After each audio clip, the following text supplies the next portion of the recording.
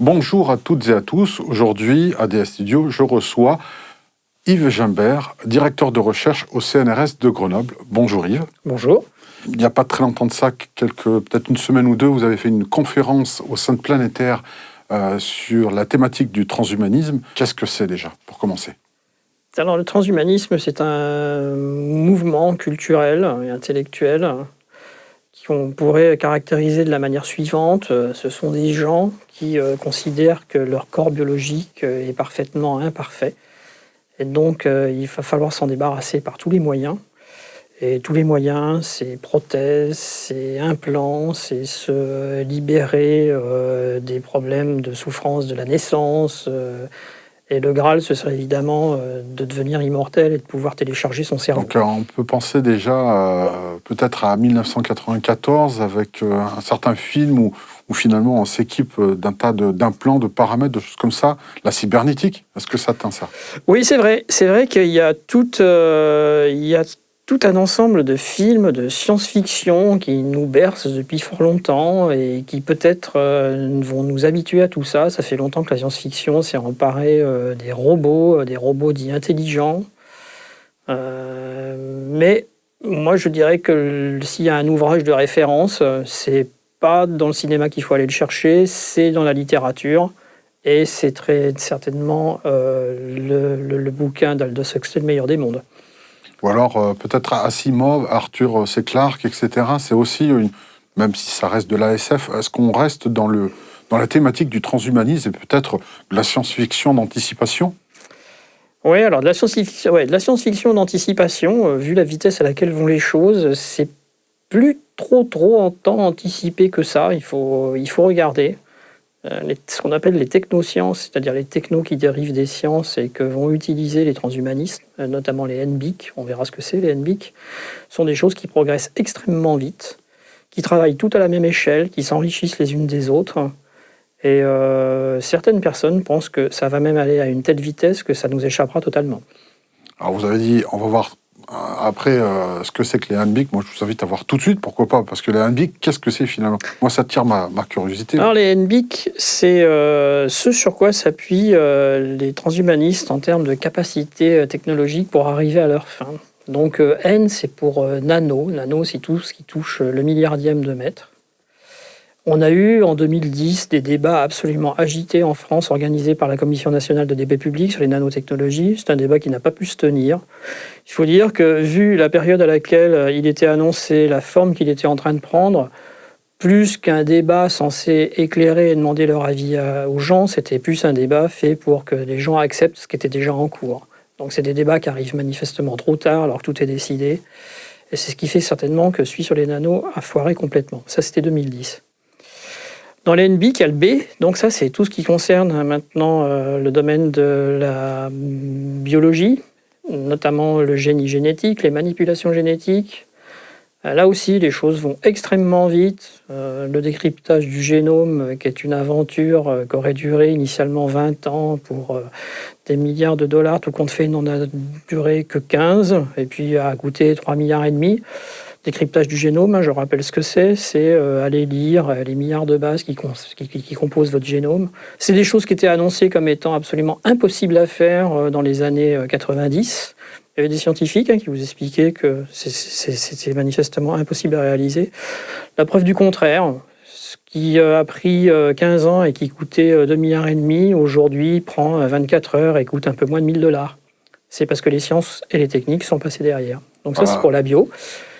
C'est pas un saut quantique, il est gigantesque en termes de technologie, en termes de progrès, c'est juste dès qu'on a commencé vraiment à s'atteler à la tâche, qu'on a réuni les forces et les compétences, l'interdisciplinarité, quelque chose de très important, l'informatique est beaucoup intervenue dans le décryptage du génome, mais on s'aperçoit qu'effectivement les compétences mises en commun vers un objectif commun avec des intelligences différentes mais complémentaires font que les choses effectivement vont très vite.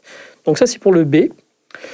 Le I, c'est pour l'informatique. Je viens d'en parler, avec évidemment la puissance des ordinateurs, qui sont absolument essentiels dans la bonne marche de l'avancée de ces technos. Et le C, c'est pour le cognitif. Donc, c'est tout ce qui touche les neurosciences. Là, encore une fois, les programmes sur les neurosciences sont extrêmement nombreux, les choses vont très vite. Et encore une fois, tout ce qui est nano, bio, informatique, cognitif s'enrichissent l'une de l'autre. C'est-à-dire qu'une découverte faite dans une de ces disciplines sert immédiatement aux 3 autres. Et les progrès sont exponentiels. Donc ça galope. Ça va à une vitesse hallucinante. Donc des métiers qui ne se connaissent pas, mais qui en même temps arrivent à se marcher les plates-bandes sans se gêner. Des disciplines scientifiques qui jusqu'à maintenant s'ignoraient plus ou moins, parce qu'elles travaillent à la même échelle. On a développé des champs interdisciplinaires, et c'est dans les champs interdisciplinaires que les choses se passent actuellement. Et ça c'est ce qu'ils sont en train de réussir à faire, très clairement. Alors, on rappelle, NBIC, c'est ça ? NBIC. NBIC. Alors, est-ce qu'on peut l'atteler d'une certaine façon à la loi de Moore, par exemple, pour le progrès informatique ? Est-ce que c'est un peu une sorte de consortium qui va pour anticiper justement sur les nouvelles technologies ? Oui, alors bon, la loi de Moore, donc pour rappeler ce que c'était une loi qui définissait à coût constant la puissance informatique développée chaque année. Apparemment, la loi de Moore, on est en train, d'après les discours que j'entends des collègues informaticiens, on est en train d'atteindre quand même ses limites. Il faudrait faire un autre saut. Alors, en même temps, on dit ça à chaque fois. Oui, on dit ça à chaque fois. Mais là, peut-être que c'est la vraie limite. Le mur de Planck est en train d'être... Bon, alors après, moi, je ne suis pas informaticien de métier, mais apparemment, le vrai saut en termes d'informatique serait effectivement d'accéder à des ordinateurs quantiques. Bon, là, on est dans un autre monde. Mais on y réfléchit activement. Non, les développements des NBIC, oui, les choses, je vous dis, avancent à une telle vitesse que quelqu'un comme Kurzweil, qui est un des gourous de Google, annonce que d'ici 2040, les choses seront arrivées à un tel point de rapidité qu'on va dépasser ce qu'on appelle le point de singularité, c'est-à-dire le point à laquelle les découvertes et la vitesse à laquelle vont arriver ces découvertes et les applications ne seront plus contrôlables par la pensée humaine.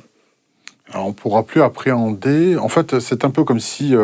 c'est un monstre de Frankenstein. En fait, sa propre créature se retourne contre son créateur. Il y a un peu de ça là-dedans ? Alors, contre, je ne sais pas. C'est tout le problème. Mais oui, on est à une période de développement dans les connaissances où, manifestement, l'humanité n'a jamais autant disposé de moyens pour influencer son propre devenir.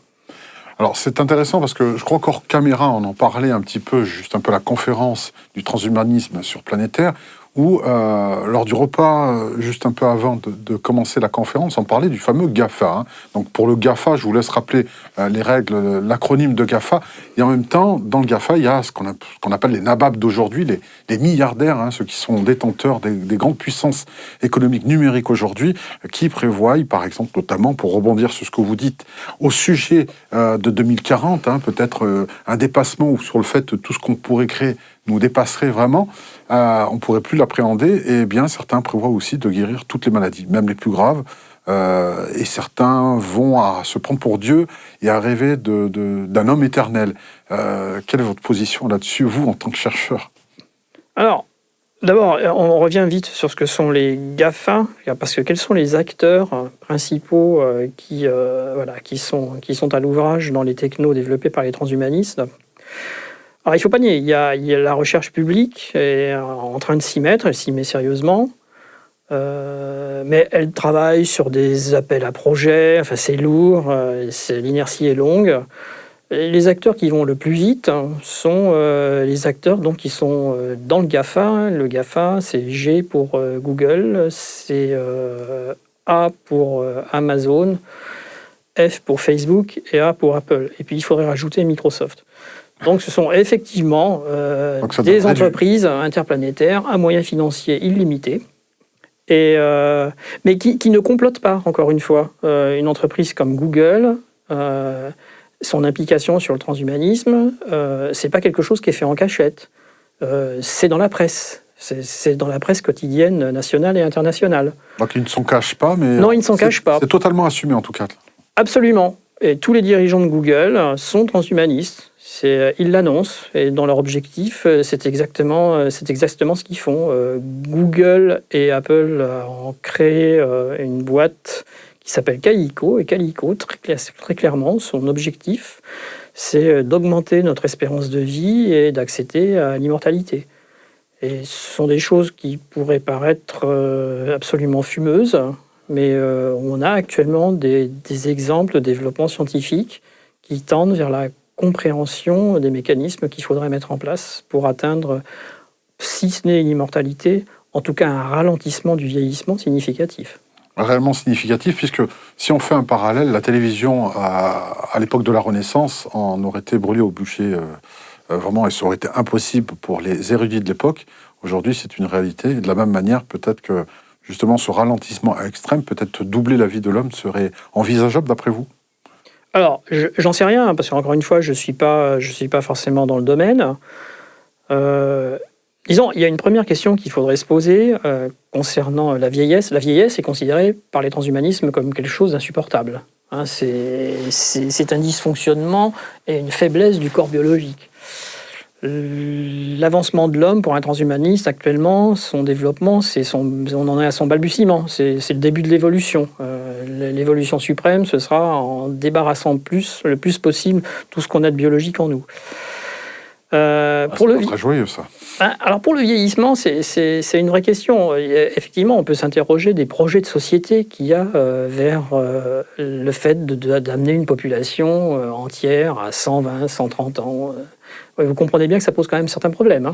Oui, c'est vrai qu'au niveau politique, on pourra reculer l'âge de la retraite ad vitam aeternam. Financièrement, ça posera quelques soucis.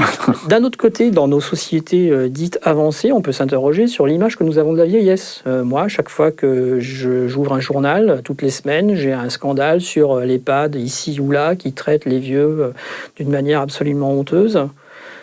C'est quoi le regard qu'on a sur la vieillesse? Est-ce que tout compte fait, on ne devrait pas déjà commencer par là? Et pourquoi reprocher à des gens dans ces cas-là de se dire écoutez, la vieillesse, c'est pas vraiment un état enviable et on va essayer de faire en sorte de pouvoir en diminuer les conséquences le plus longtemps possible? C'était une vraie réflexion. Ça interroge chacun de nous. Et peut-être que le GAFA, malgré eux, bon gré mal gré, ont peut-être provoqué aussi ce rejet de la vieillesse, d'autant plus puisque auparavant, le savoir était détenu par les anciens, et aujourd'hui, avec Wikipédia, Internet, etc., les smartphones, on a le savoir accessible partout et tout le temps. Alors, il y a une moins-value, justement, il y a une dévalorisation de l'aspect, il n'y a plus de sagesse. Notre perception, sociologiquement, a changé là-dessus. Déjà, pour les problèmes de connaissance, de savoir, c'est clair qu'on vit dans un monde où le savoir n'appartient plus à l'unique maître d'école chargé de transmettre. Et les gens qui nient ça font une grave erreur. Ouais. Il va falloir sérieusement changer la manière d'enseigner les programmes pédagogiques, c'est évident. Nous, dans les amphis, ce qu'on voit, ce sont des étudiants qui, au fur et à mesure que les cours se déroulent, sont sur leurs ordis et sont en train de vérifier ce que vous dites. Ouais. Et généralement, ils y arrivent très bien. Et si jamais vous racontez des erreurs, ils ne se gêneront pas pour vous le signifier. Et ils n'ont pas forcément tort. Donc vraiment, il y a quelque chose qui est en train de changer là-dedans. Non, la vieillesse pour le transhumanisme, c'est la déchéance du corps biologique qui est un truc inacceptable. La vieillesse pour un transhumanisme, c'est une maladie. C'est une maladie qu'il s'agit de guérir. C'est typiquement ça. Il le traite comme ça. Le GAFAM, la vieillesse, enfin, on va parler transhumaniste, parce que les transhumanistes ne sont pas uniquement GAFA. GAFA sont des acteurs qui œuvrent pour. Mais clairement, oui, la vieillesse, la mort est considérée comme une maladie. Une aberration qui n'est pas logique. Un truc mal fait que la nature n'est pas arrivée à résoudre et dont il va falloir qu'on s'affranchisse. On retournerait un peu aux écrits bibliques où il y avait des hommes qui vivaient des siècles entiers. Ils veulent retrouver cet état-là? Après, il y a des plans. À la limite, pourquoi est-ce qu'il faudrait absolument décupler ses capacités en termes de cerveau? Ça aussi, on pourra revenir sur les programmes qui visent d'une manière tout à fait hallucinante à essayer de voir comment est-ce qu'on peut augmenter le QI des enfants. Bon, pourquoi est-ce qu'on préserverait notre cerveau? Pourquoi est-ce qu'on augmenterait notre capacité en nous affranchissant par exemple des problèmes de mémoire? Sur qu'une boîte comme Google, un de ses objectifs, c'est de faire de Google votre troisième hémisphère cérébral. Et tout compte fait, confier à l'informatique, au support informatique, tous ces efforts de mémoire que vous faites, alors que vous pourriez très bien le transférer à autre chose qui soit extérieur à votre corps. Alors moi, ça fait écho fortement à une conversation que j'ai régulièrement sur le plan personnel, mais j'entends ce genre de conversation dans pas mal de dîners, de déjeuners autour de moi.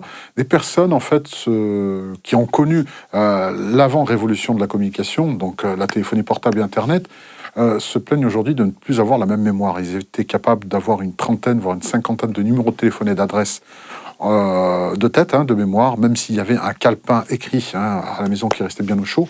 Et aujourd'hui, avec les smartphones, ces mêmes personnes qui ont connu l'avant, eh bien, sont incapables parce qu'elles ont tout délégué. Donc, il est fort probable que le QI global, il semble qu'il y a une dernière étude qui a été faite là-dessus, le QI global est baissé de manière vertigineuse et la mémoire n'est plus là. Le fait d'avoir délégué, est-ce que les transhumanistes aujourd'hui sont conscients de ce problème, l'ont constaté, ou où en est aujourd'hui ce constat-là? Non, mais on peut voir la chose d'une manière différente. C'est pas la première fois dans l'histoire de l'humanité que ce qu'on appelle la mémoire a connu des révolutions. Si on passe de la tradition qui était entièrement orale à une tradition qui est devenue écrite, ça a été un bouleversement dans la mémoire. L'apparition du livre, l'imprimerie, c'est un bouleversement dans la mémoire. Actuellement, oui, on ne voit pas, enfin du moins pas mal de personnes estiment qu'on ne voit pas pourquoi on ne pourrait pas s'affranchir d'un effort de mémoire, ne serait-ce que pour libérer notre cerveau à d'autres tâches, peut-être bien plus intelligentes. Un peu comme si on était un ordinateur avec une mémoire, une RAM saturable, et finalement on préfère déléguer ça sur un CPU annexe pour dire... Oui, ça prend un temps infini. À la limite, qu'est-ce qui est le plus important de savoir? C'est d'apprendre des tas de trucs par cœur ou de simplement mémoriser l'endroit où en quelques secondes, peut-être à partir de votre téléphone portable, vous pouvez retrouver le renseignement. Ouais. Et ne pas l'avoir mémorisé. Et en ce sens, j'adhère assez à une réflexion que faisait Michel Serres, qui avait une réflexion à propos justement de l'évolution de la mémoire, qui disait que dans la mesure où on peut maintenant s'affranchir de cet effort de mémoire qu'on a délégué à un objet extérieur à notre corps, eh bien, nous sommes condamnés à devenir intelligents.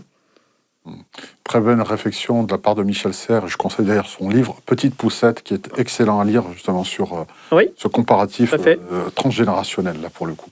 Alors, justement, si on reste sur le fait d'accepter de voir ça autrement, vous le voyez de manière... on vient de le voir, assez positif finalement. Moi, je donnais un petit peu un côté plus dramaturge à la question. Enfin, en ce qui concerne la mémoire. Voilà, la mémoire, uniquement la mémoire, évidemment. Mais de ce côté-là, il semblerait que le fait de pouvoir déléguer comme ça rejoigne certaines personnes en disant, finalement, on va prendre ça à bon escient et puis vivre l'instant présent, finalement, pour pouvoir déléguer, mieux savourer la vie, entre guillemets. Le transhumanisme, finalement...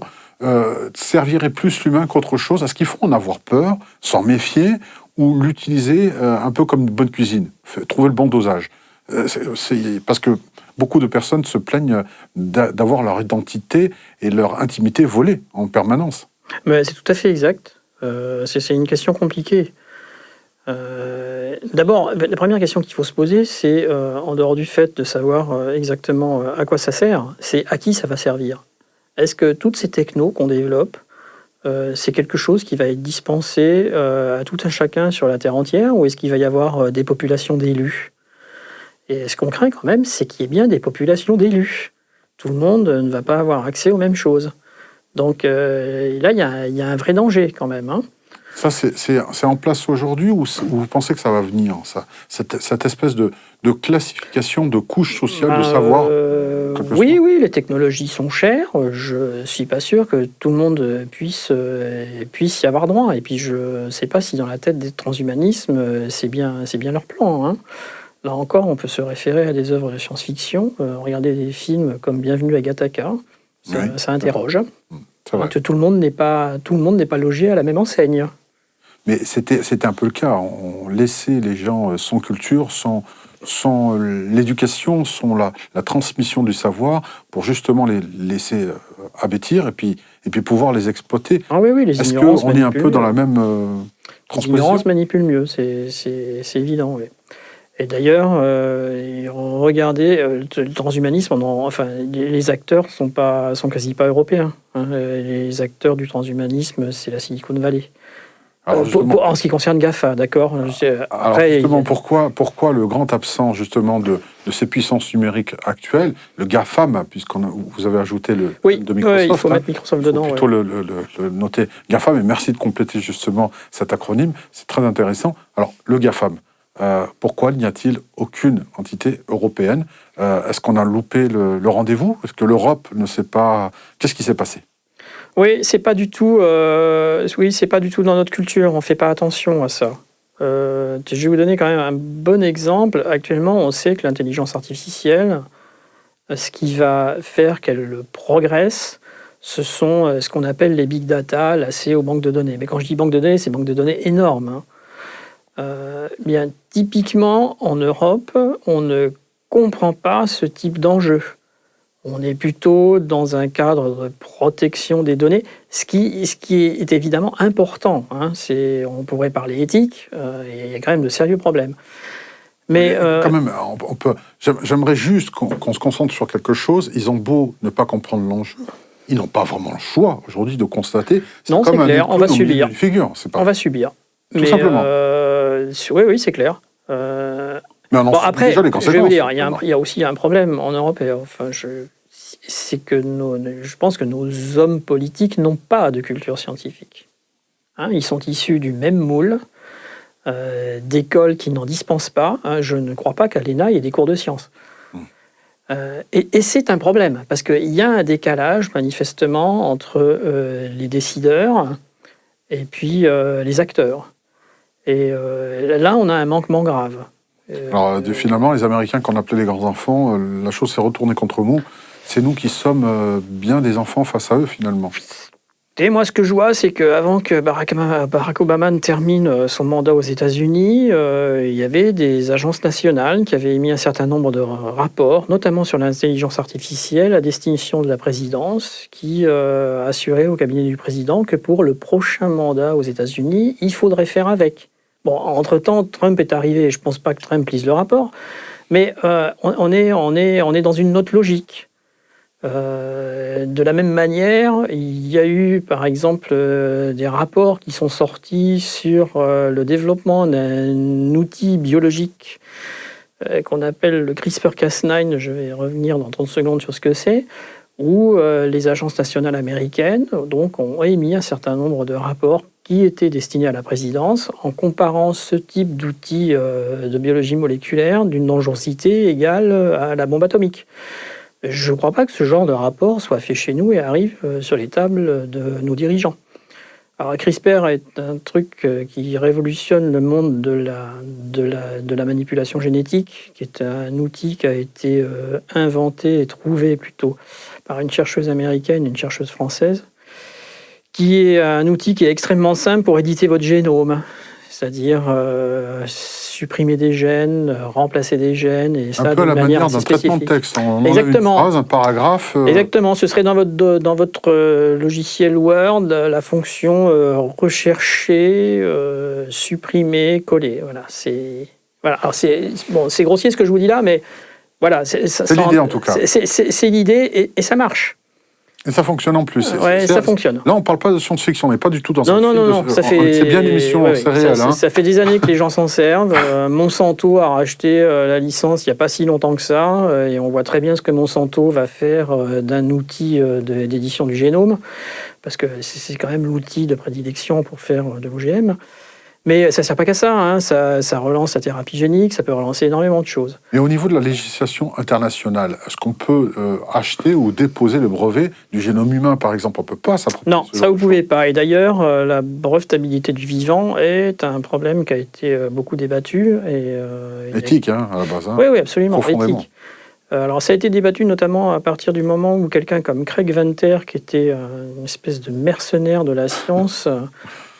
au moment du décryptage du génome, avait dit voilà, non mais ne laissons pas cette tâche immense uniquement au monde académique, ça prendra des années. Moi, Craig Venter, je vais réunir les fonds et en parallèle, je vais le faire. Et effectivement, c'est ce qui s'est passé. Oui, ce monsieur voulait effectivement breveter le vivant. Et il s'est heurté quand même à un certain nombre de soucis. Il s'est cassé les dents, on peut le dire. Oui, il s'est cassé les dents parce que ça mais il a essayé.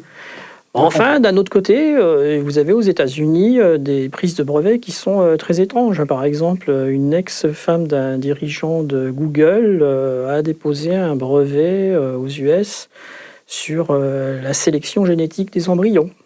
Ou encore une agence immobilière américaine, je crois, qui avait réussi à faire acheter à des stars des morceaux de terrain de la Lune, par exemple, aussi. Non, mais c'est tout à fait curieux. Hein. Il y a quelques et bon, pour en revenir à votre question, est-ce qu'il peut y avoir, je sais pas, une législation Non, bien sûr, il peut y avoir des législations au niveau national, mais ça, c'est comme les comités d'éthique. Hein. Vous pouvez toujours prendre des décisions au niveau national, mais ce qui importe, c'est pas tant le niveau national, c'est un consensus au niveau international, bien sûr. Et est-ce que vous pensez que ça puisse un jour déraper, ça ? Est-ce que quelqu'un prendra l'initiative de... à un moment donné, il était question, par exemple, ça a été aux États-Unis, un paraplégique avait accepté de se faire décapiter par opération pour congeler sa tête. Voilà. Il y avait quelque chose comme ça pour pouvoir retrouver l'usage de ses jambes. Il a été en fait arrêté in extremis pour l'opération, ça a été interdit. Mais est-ce qu'il pourrait y avoir ce genre justement quelqu'un pourrait trouver une faille et essayer de faire quelque chose qui soit contre. En fait, le problème de l'éthique, c'est que l'éthique, elle est très fonction de votre capacité d'acceptation des choses. Et votre capacité d'acceptation, elle évolue au fil du temps. Et elle est fonction des peuples et de leur histoire. Je vous prends un exemple qui n'a pas grand-chose à voir avec le transhumanisme. Mais c'est en ce qui concerne le débat sur la fin de vie. Vous savez qu'en France, on n'a jamais été capable de mener un débat sur la fin de vie serein. C'est vrai, on a pourtant, d'une manière récurrente, chaque année, des personnes qui remettent ça sur le tapis, euthanasie. Je crois qu'il y a eu très récemment quelqu'un qui est allé finir ses jours en Belgique, semble-t-il, une dame, hein. Eh bien, alors qu'on est incapable d'avoir des débats corrects au fond des choses sur l'euthanasie en France, vous traversez la frontière, vous allez en Belgique, et il y a quelques mois de ça, un adolescent de 16 ans a demandé à être euthanasié, et la législation belge l'y autorise. Donc, vous voyez... Oui, on est vraiment... C'est culturel. On est sur des problémats éthiques, mais voilà, si on n'arrive pas à un consensus international, ce qui paraît parfaitement illusoire... Les comités d'éthique en nationaux, oui, certainement il en faut. Quant à la puissance d'action et au pouvoir de persuasion, je ne sais pas. En Chine, vous avez eu des manipulations sur les embryons humains, dont on s'est aperçu une fois que les résultats ont été communiqués. Il y a interdiction chez nous de manipuler quoi que ce soit sur un embryon humain. Bon, si vous vous promenez en Chine, ça ne pose pas de problème. D'accord ? Et comment est-ce que vous ferez pour interdire aux Chinois de travailler sur des embryons humains ? J'en sais rien. Et je vous passe le problème que selon que vous êtes dans une recherche publique ou dans une boîte privée, l'entreprise privée, au nom de la confidentialité, ne vous racontera jamais ce qu'elle fait. Donc on ne sait pas vraiment ce qui se passe réellement et jusqu'où chaque entreprise peut aller. En tout cas pour le privé. Au niveau international, on voit bien qu'on ne peut pas légiférer ou avoir un consensus qui mette tout le monde d'accord, ça on le comprend bien, mais à défaut de le faire justement sur le plan national, pour revenir aux GAFAM dont on parlait tout à l'heure, il va falloir corriger le tir. Est-ce qu'il y a des propositions qui sont faites par les transhumanismes ou les spécialistes en la matière d'intelligence artificielle ou de tout poil, tout à l'heure on parlait d'interdisciplinarité, par exemple, est-ce que justement il n'y a pas un groupement de ces disciplines scientifiques françaises, européennes aujourd'hui, pour faire front et puis défendre auprès de l'Europe et bien de rattraper ce retard qu'on accuse et qui est grave aujourd'hui? Alors, à ma connaissance, des groupements au sens où vous l'entendez, non. Des organisations transhumanistes en France et en Europe, il y en a, mais il y en a en France. Technoprog est une association transhumaniste. Vous allez d'ailleurs avoir à Bruxelles, dans pas très longtemps, quelques jours, une grosse réunion transhumaniste, avec d'ailleurs comme principale question, si j'ai bien compris, faut-il faire du transhumanisme un parti politique ? Donc c'est vous dire quand même à quel point l'idéologie progresse. Mais un consensus ou une réunion de scientifiques ou d'entreprises à l'échelle européenne... Pour faire bloc, c'est pas Pour le faire cas. bloc, à ma connaissance, pas. Au niveau du transhumanisme, on a vu depuis tout à l'heure qu'il y a un aspect génétique, biologique. Mais pas que. Il y a aussi l'intelligence artificielle. On a parlé aussi de big data, donc ça touche l'informatique. Est-ce qu'on peut lister le nombre de secteurs que touche le transhumanisme? Est-ce qu'on est touché de toutes parts, même socialement, sociologiquement, psychologiquement? Quels sont les domaines? Dans la mesure où on essaye de comprendre comment marche votre cerveau, il est évident qu'il y a des dérives à craindre. Maintenant, les secteurs que ça touche, je vous dis, c'est beaucoup donc les prothèses, la robotique, l'informatique. Les neurosciences aussi? Les neurosciences, énormément, oui. Énormément. Et c'est pas du tout disconnecté des progrès informatiques. Hein. Donc en fait, le transhumanisme nous entoure, aujourd'hui nous Oui. englobe et de partout, alors qu'on le conscientise pas forcément, mais c'est le cas. Aujourd'hui, on est dans, on baigne à l'intérieur. Il y a des technos dont vont se servir les transhumanistes pour arriver à leur fin, qui sont déjà bien implantés chez nous, c'est clair. Il y a quelque chose qui est peut-être un peu moins connu, et dont Google ne se réclame pas forcément d'ailleurs, parce que je ne crois pas qu'il soit à l'action là-dedans. Mais l'utérus artificiel est quelque chose d'intéressant à suivre. Tout le monde pense que... c'est-à-dire arriver à faire naître un enfant en dehors d'un corps biologique. C'est-à-dire séparer la procréation de la sexualité. On s'approche de Matrix, des films. Oui, absolument. On est dedans. Donc, vous avez par exemple en 1996, à l'université de Tokyo, un professeur japonais qui a fait un certain nombre d'expériences sur, alors cette fois-ci, des fœtus de chèvres, qui sont arrivés à mettre dans un liquide amniotique, dans une poche plastique, pour vous présenter les choses simplement, et regarder si on pouvait faire arriver à terme cet animal-là. Bon, on n'en est pas au bout, l'utérus artificiel, on ne va pas vous dire que c'est pour dans 10 ans ou 20 ans, mais je trouverais extrêmement présomptueux qu'on vous dise que ce ne sera jamais. J'en sais rien. Il y a des gens qui y bossent, il y a des progrès, effectivement. Alors, le cœur artificiel existe déjà et a été testé et implanté. Et donc là, de la même manière, l'utérus pourrait fonctionner. Oui, mais dans la pensée transhumanisme, ça a un objectif parfaitement ciblé. C'est s'affranchir totalement des contraintes biologiques de la naissance. C'est aussi clair que ça. Alors, sachez-le. Alors, de préférence, choisissez vos gamètes d'abord, parce que pour un transhumanisme, le hasard de la vie est quelque chose qu'il faut absolument combattre. Parce qu'en fait, le hasard de la vie a mal fait les choses. Il faut pouvoir tout contrôler dès le début. Et le pire, c'est que tout va pouvoir être combiné. On parlait tout à l'heure d'un éditeur de gènes. Donc, oui. Si on prend l'utérus artificiel pour concevoir de manière exogène, extérieure au corps humain, sans dépendre d'un corps de femme, déjà, alors, mesdames, le congé maternité vous sera donc retiré, je suppose, à ce moment-là. Mais qui plus est, plus blague à part, c'est le fait de pouvoir dire « je veux un enfant avec les yeux bleus » et dans l'éditeur, on pourra... simplement faire éditer carrément, je dirais presque éditer et imprimer son bébé.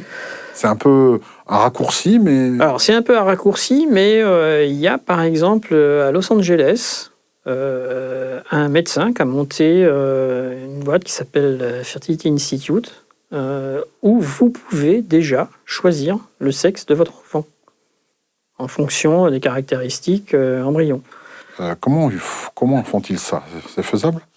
Oui, c'est de la sélection d'embryons, très clairement. Donc, on pourrait le faire en France, par exemple, en Europe, nous. Je pense non, ça c'est absolument interdit. Voilà, la législation qui ne le permet pas. Mais par contre, là-bas, c'est faisable. Oui, absolument. Et voilà, vous pouvez voir sur Internet des vidéos qui sont dispensées par cet institut. Et puis vous voyez un couple qui a 2 enfants. Ces 2 enfants sont 2 garçons. Comme 3e, ils veulent absolument une fille. Donc, ils se sont dirigés vers cet institut où, effectivement, on va leur faire faire une fille. Le coût de l'opération, c'est $23 000 de mémoire. Et le père vous explique que, oui, certes, $23 000, c'est un prix. Mais qu'est-ce que c'est que $23 000 pour l'investissement de toute une vie ? Puisque votre fille... Voilà, alors ça c'est très bien, mais là où les ennuis commencent, c'est, admettons que la jeune fille n'aime pas du tout le rose, se trouve une soudaine passion pour le lancer du marteau et que le métier qu'elle se destine à faire... C'est un peu raté, en effet. Voyez, donc, avant même que l'enfant naisse, vous imaginez déjà le poids qu'il y a sur ses épaules et qu'est-ce qui va se passer si le développement de l'enfant n'est pas conforme à ce qu'en attendent les parents. Oui, il y a ce qu'on veut, c'est horrible, va nous offrir, oui. Donc, et puis on est quand même en pleine dérive d'eugénisme, hein, et on est bien d'accord. Ça s'appelle de l'eugénisme. Oui. Donc pour les yeux bleus, je reviens là-dessus parce que c'est une question qu'on avait posée donc, à ce médecin qui a fondé cet institut. Bon, les choses semblent un peu plus compliquées parce qu'il y a des tas de bleus différents, il y a beaucoup de gènes impliqués, mais c'est à l'étude. Bien sûr. On se dirige petit à petit vers un enfant un peu à la carte. Alors là où les choses me dérangent énormément, c'est quand à la carte, vous allez pouvoir imaginer faire des enfants qui ont tous des QI supérieurs à 140. Ça c'est embêtant. Vous avez par exemple le plus gros centre de séquençage est en Chine, comme par hasard. Il y a une étude qui a porté sur effectivement un certain nombre d'individus qui présentent tous un QI supérieur à 140, dont on a décrypté les génomes pour voir si par hasard il n'y aurait pas une combinaison génétique qui est responsable de ce qu'on appelle l'intelligence. Alors qu'entre parenthèses, le QI n'a jamais servi à mesurer l'intelligence. Oui. C'est une hérésie totale. Hein. C'est vrai, c'est vrai. Et donc les reproduire à ouais, voilà. Et l'idée c'est ça, c'est de se dire si on a le cocktail de gènes qui fait qu'on peut donner naissance à un embryon avec un QI de 140, si on connaît les cocktails de gènes, servons-nous des outils biologiques comme CRISPR pour créer pour aller implanter ça. Et oui, ça pose un vrai souci. D'abord, ça pose un vrai souci d'un point de vue éthique, on est d'accord, parce que qu'est-ce que c'est que l'intelligence? Comment est-ce qu'on la définit? Elle dépend des époques, tout comme la beauté. Ça, c'est compliqué. Et voilà, est-ce que c'est des techniques qu'on appliquera à tout le monde? Est-ce que les gens y résisteront? Parce que c'est un vrai souci. Hein. Le recul qu'on a déjà, par exemple, à l'Inde, je me permets d'intervenir, mais simplement en Inde où la femme est considérée comme pas grand-chose, on va le dire, hein, pour être honnête. Et du coup, il y a eu beaucoup, parce qu'elle coûte de l'argent, il faut une dot, et puis la mariée, c'est compliqué, ça partage les terres. Bref, historiquement, il y a déjà un recul dessus. Pourquoi l'être humain, et là c'est plutôt sociologique, c'est historique, on n'en tire pas leçon pour empêcher ce type de dérive. Parce que c'en est une réelle, là. Le fait de pouvoir choisir le sexe de son enfant, au-delà de la morale, ça paraît totalement malvenu. En toute logique. C'est une question de bon sens, hein, là seulement. Hein. Je sais pas, il faut que vous discutiez avec les gens, moi, clairement je ne le ferai pas, mais il faut que vous discutiez avec les couples qui s'adressent à ce genre d'institut. Je suis pas sûr qu'ils partagent votre avis. Hein. On leur donne la possibilité et dans ces cas-là, ils ne voient pas pourquoi ils ne le feraient pas. Ça existe, c'est possible, donc autant l'utiliser. Oui, je vous signale quand même que depuis qu'en France, on a autorisé les avortements thérapeutiques en ce qui concerne la mucoviscidose et la trisomie 21, et qu'on détecte à l'étape embryonnaire. Niveau prénatal, oui. Oui, niveau prénatal. Vous avez 98% des enfants trisomiques qui ne naissent pas. Ah. Parce que, parce que les parents ont choisi de ne pas les garder. D'accord ? Donc on fait déjà de l'eugénisme sans le dire. Parce qu'il faut jeter la pierre à ses parents, j'en sais rien, la situation est quand même compliquée. Hein. En effet, vu de ce côté-là, ça peut paraître complexe, mais c'est intéressant d'en parler. Ça sera peut-être l'objet d'un autre futur débat sur lequel on ira un peu plus en profondeur de ce côté-là. Il y a beaucoup à dire, à mon humble avis. Alors, j'aimerais aujourd'hui, maintenant, puisqu'on a vu du côté biologique, génétique, parler peut-être de ce qui nous assiste tous les jours au quotidien, c'est-à-dire l'informatique, l'Internet et les fameux smartphones qui sont constamment connectés à ce que cette intelligence artificielle qui nous accompagne et qui sont devenus en fait nos vassaux, qui en fait nous assistent en permanence, surtout. Hein, on a parlé tout à l'heure par rapport à la mémoire, où on délègue beaucoup de choses pour nous délester de tout cela et pouvoir réfléchir et se concentrer peut-être sur l'essentiel, sur les choses qui nous occupent plus humainement. Est-ce qu'il faut en avoir peur de ce big data? Parce que finalement, cette gratuité, tout est gratuit. Android est gratuit, Wikipédia est gratuit, Google est gratuit. Mais est-ce que c'est réellement gratuit? Ah, mais Google est gratuit, certes, mais enfin, il n'y a aucune boîte. Donc d'où vient l'argent de Google si c'est gratuit? Hein c'est la question qu'il faut se poser. Hein. Tout à fait. C'est évidemment toutes les données que vous leur laissez. et qui servent à un certain nombre de choses. Il y a vraiment un marché du big data et de données. Ah oui, c'est clair. L'intelligence artificielle, d'après les spécialistes, mais Google vend ces informations à qui ? Elle est subordonnée au volume de données que vous pouvez donner. Vous savez, une machine, quand vous la créez, elle ne sait rien au démarrage. Donc il faut la nourrir. Mais c'est pas en lui montrant 4 images de voiture qu'un robot va reconnaître ce que c'est, ou une intelligence artificielle va reconnaître ce que c'est qu'une voiture. Il faut un flot d'informations vraiment important. Il faut beaucoup. Donc je sais qu'à un moment, ce qui limitait ses capacités d'apprentissage était l'accès au big data. Et il y a un vrai marché sur les big data. C'est absolument Alors clair. le big data, peut-être 2 types de marchés. Alors, si on vend ces informations, Google les récolte et les revend à qui ? Ça, c'est la première question. Deuxième question, peut-être qu'elle ne les revend pas et développe simplement des technologies comme la Google Car. Vous parliez d'images pour reconnaître. Peut-être que la Google Car sans conducteur a besoin de toute cette donnée d'information pour être en mesure de reconnaître son environnement et pouvoir peut-être vendre de futures voitures. Donc là, on ne vend pas, mais on investit pour la suite. C'est de l'argent mis de côté, quoi. Oui, clairement. C'est ça. Il y a 2 façons. Soit on vend le big data, soit on investit dans de la technologie avec ce big data qui va permettre de créer des nouveaux besoins, des nouveaux produits. On est là ? Oui, c'est ce qu'annonçait encore une fois Kurzweil, une des têtes pensantes de Google. C'était de dire que Google répondrait à vos questions avant même que vous ne vous les posiez. C'est en fonction... Google devint. Ah oui, non, voilà. Mais les choses sont claires. Maintenant, pour l'intelligence artificielle, il y a différents aspects.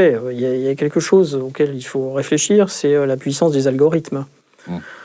C'est clair, tout le monde a entendu parler des programmes qui arrivaient à battre des joueurs d'échecs.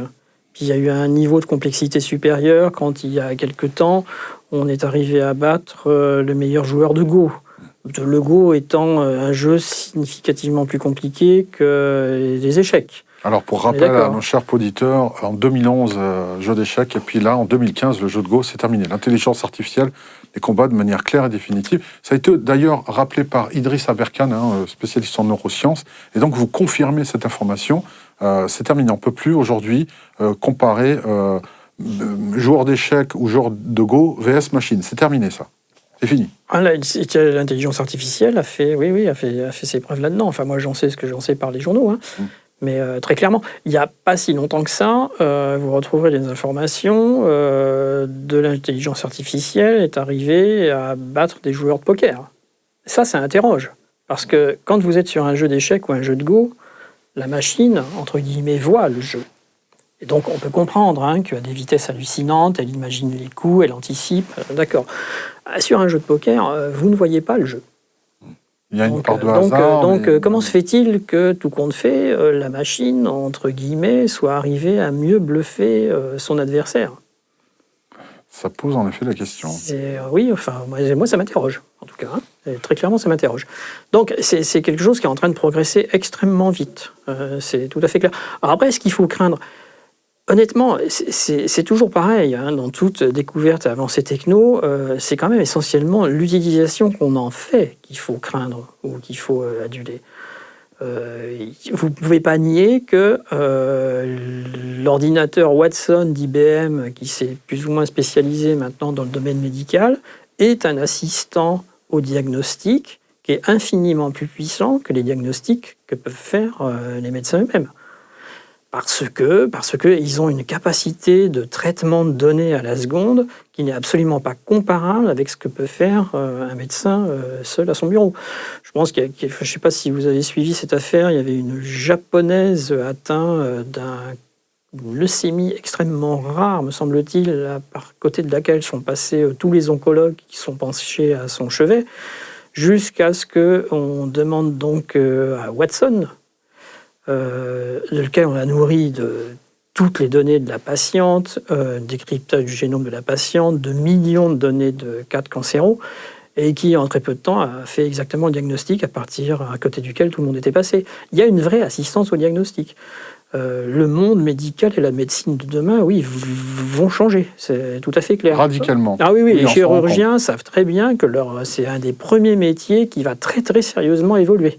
Finalement, l'humanité est en train d'engendrer aussi un enfant, qui est l'intelligence artificielle, la robotique, qui finalement va nous surpasser. Où est la place de l'homme plus tard, dans un futur assez proche ? Est-ce qu'on va être on va devoir se soumettre à cette intelligence. Qui va être le maître? Puisqu'on est des créateurs, apparemment, on ne gardera plus notre suprématie. Il nous surpasse, on le voit, dans plusieurs domaines, y compris dans la médecine, on vient le voir. Ouais. Donc là...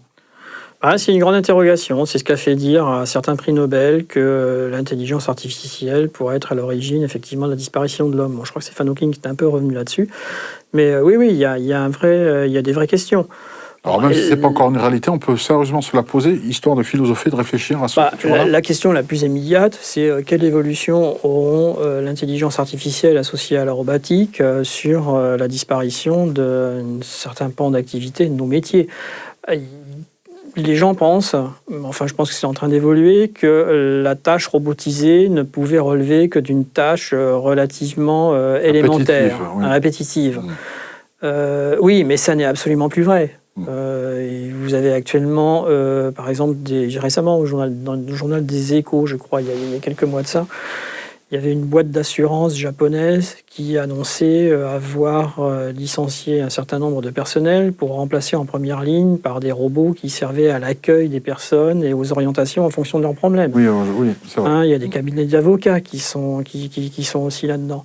Donc non, la tâche répétitive que serait la seule à pouvoir faire un robot, c'est une image totalement éculée.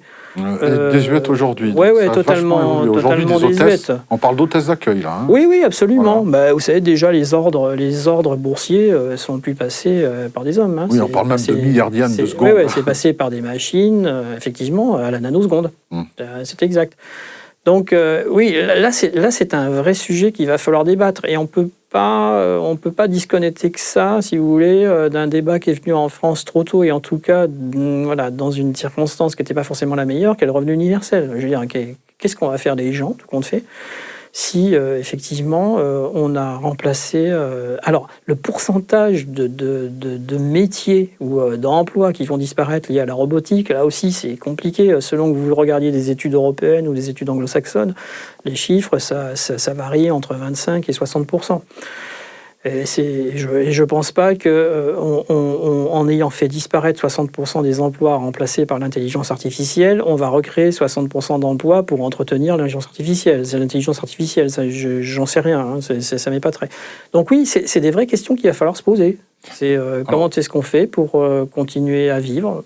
En ce sens, le revenu universel est un débat qui va devenir un débat d'actualité. Oui, mettre à la retraite les gens, avant même qu'ils aient commencé à travailler, n'est pas si aberrant que ça, finalement. Voilà, alors après, la valeur du travail. Vous savez, la valeur du travail, regardez ce que font les algorithmes. Vous prenez une entreprise comme WhatsApp. WhatsApp, ça n'a pas 10 ans d'existence. Ça emploie une cinquantaine de personnes. Et vous regardez la cotation boursière de cette entreprise, enfin, j'ai oublié exactement le terme, elle est absolument comparable à une entreprise comme Sony, qui a plus de 50 ans d'existence. Où c'est 145 000 personnes. Ce qui veut dire, en fait, qu'on n'a plus besoin d'être beaucoup pour faire beaucoup d'argent. Et c'est ça aussi qui change les algorithmes. Et WhatsApp, c'est gratuit pour vous. En plus d'être une entreprise légère et donc très réactive au niveau des décisions. Absolument. Donc beaucoup plus leste et moins lourde administrativement. Donc manifestement, voilà, l'algorithme change la valeur du travail aussi. Comme on dit souvent que la Terre est un éternel recommencement, elle tourne d'ailleurs sur elle-même, elle boucle à chaque fois tous les 24 heures, et boucle aussi son périple autour du Soleil. De la même manière, est-ce que l'histoire ne se répéterait-elle pas? Alors je veux faire allusion à l'époque romaine. Pour les Romains, c'était un peu une honte de travailler, hein, surtout pour les nobles, et la majorité des Romains ne travaillaient pas, et donc s'achetaient des esclaves pour être en mesure d'aller gagner leur pitance. Finalement, ils envoyaient leurs esclaves à travailler. Est-ce que finalement, il y aurait peut-être une voie possible de ce côté-là, à ce que l'être humain se paye des robots, de l'intelligence artificielle, qui travaillerait pour son compte? Tout le monde deviendrait, en fait, patron de soi-même. Oui, mais j'en reviens à ce que je vous disais tout à l'heure, c'est est-ce que toutes ces technos vont être partagées par tout le monde? Ou est-ce qu'on ne va pas continuer quand même d'avoir... Est-ce qu'il y aura des castes ou pas? Une sous-espèce. Mais en ce qui concerne le travail, oui, je crois que la Chine investit dans 80 millions de robots, quoi. Et pourtant, on a toujours dit la main-d'œuvre chinoise, la moins chère du globe. Et il n'empêche que ces gens estiment que la main-d'œuvre, et c'est vrai, la main-d'œuvre chinoise était peut-être la moins chère du monde. En attendant, le niveau de vie en Chine monte, les exigences des salariés montent, et on s'aperçoit bien que ça n'est plus si vrai que ça.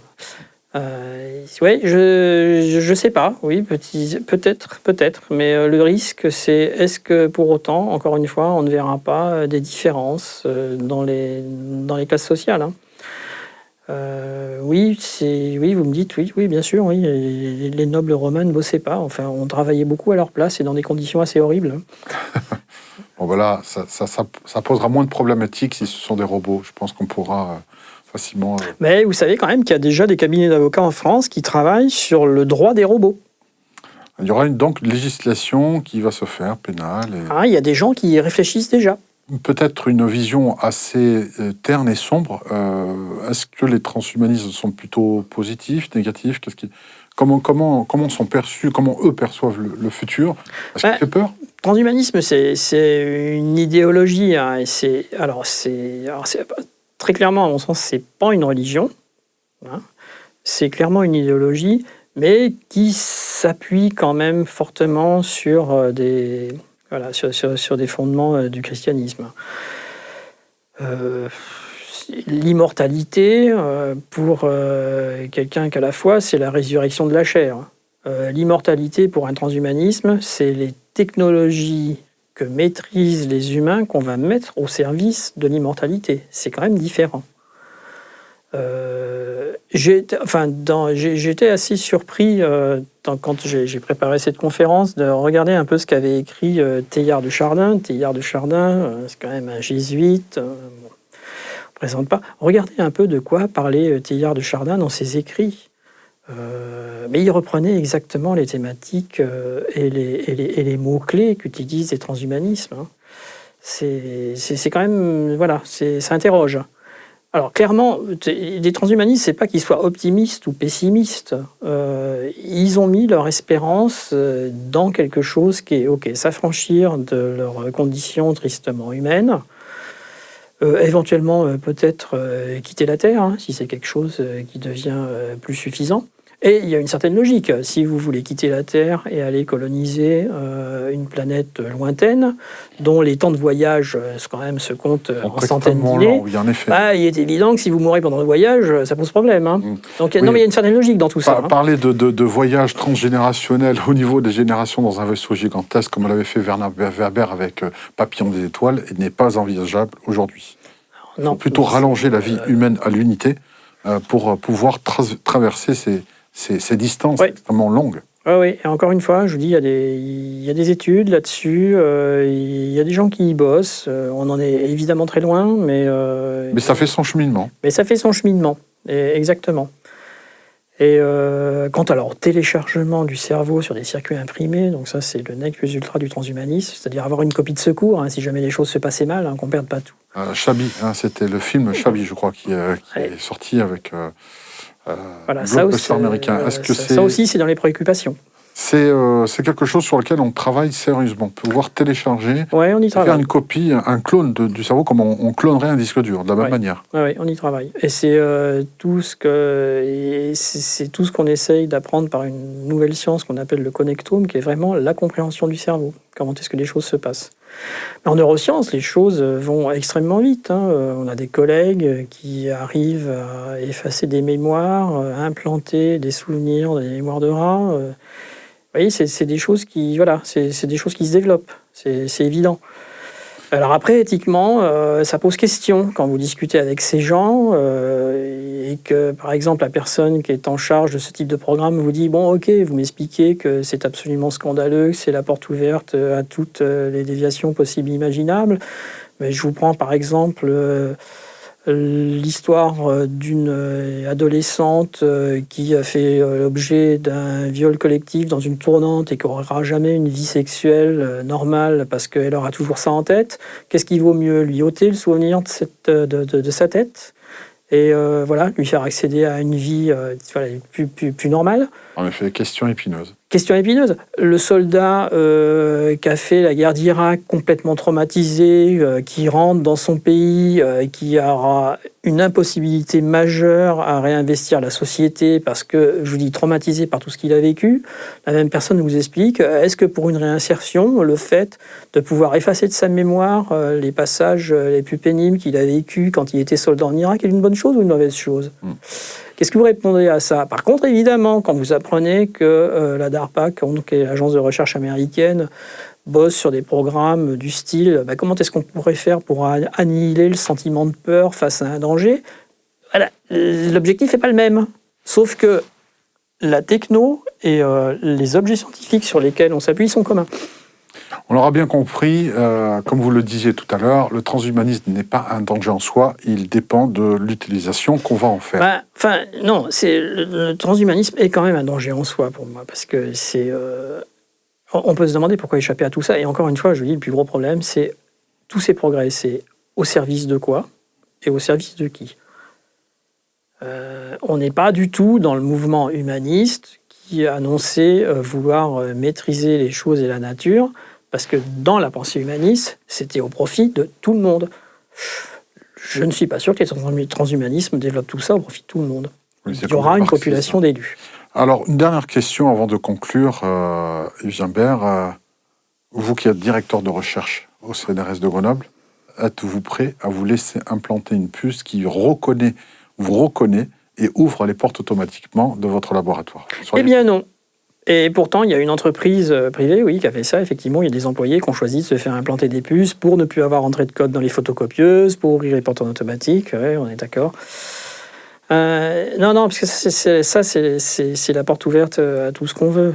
Donc, transhumanisme, mais vous voulez garder votre intégrité, on va dire. Je suis pas du tout dans le mouvement transhumaniste. Hein. C'est quelque chose que je ne partage pas du tout. Et, malgré les conférences que vous faites sur cette thématique, c'est pour expliquer, pour informer les gens. Oui, c'est ça. Cette présentation, elle a pour but uniquement d'apporter de l'information aux gens. Et encore une fois, je vous dis, toutes les informations que j'apporte sont du domaine public. Je veux dire, elles existent, ces informations. J'ai pas été l'objet d'indiscrétion particulière. Oui, il suffit de prendre le temps de chercher. Il suffit d'aller prendre le temps de chercher. Et il se trouve que de par mon métier, je suis dans des faisceaux d'informations qui font que les informations me viennent et que, d'étant d'un naturel curieux, je m'intéresse un peu à tout. Et je me dis quand même que le danger est grand et que c'est du rôle des chercheurs d'aller au-devant de la société civile et de leur expliquer factuellement ce qui se passe. Je ne suis pas dans une entreprise de lobbying pro ou anti, j'ai mon avis sur la question, mais les informations que j'apporte au public n'ont pas d'autre prétention que de faire découvrir aux gens une certaine réalité qui doivent les interroger. Et après, à eux d'aller mener leurs propres recherches et de se faire leur avis. Comme leur faire prendre conscience qu'on baigne dedans depuis un bon moment. Exactement. Voilà. Donc, effectivement, vous parliez de la téléphonie mobile. Bien, la téléphonie mobile, c'est une techno qui nous a été imposée. On n'a jamais demandé à l'avoir. Il se trouve que maintenant qu'on l'a, et c'est toujours une question que je pose dans les salles, c'est est-ce que les gens qui ont actuellement un téléphone portable sont prêts à le mettre à la poubelle et à plus s'en servir ? La réponse est évidemment non. Et pourtant, c'est quelque chose qu'on n'a pas choisi et qui modifie profondément nos rapports avec les autres. Besoin qu'on a créé. Alors, un besoin qu'on a créé avec des utilités diverses et variées qui sont pour la meilleure des choses et pour les pires. C'est toujours pareil. Mais voilà, donc mon but uniquement quand je fais ce genre de présentation, c'est d'aller apporter une information que les gens ne vont pas forcément aller chercher, dont je sais pourtant que le développement va avoir des conséquences assez dramatiques sur leur vie quotidienne. Et ils ont le droit de savoir. Dans l'idéal, ils devraient avoir le droit de choisir. Là, je suis beaucoup plus sceptique. Parce que les coups sont déjà partis.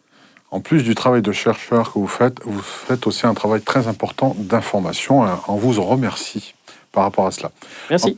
En tout cas, on se retrouve. Je vous encourage à vous abonner à cette chaîne en cliquant sur la petite cloche si ce n'est pas déjà fait. En attendant, je vous dis à bientôt pour une autre émission et à bientôt. Au revoir. Au revoir.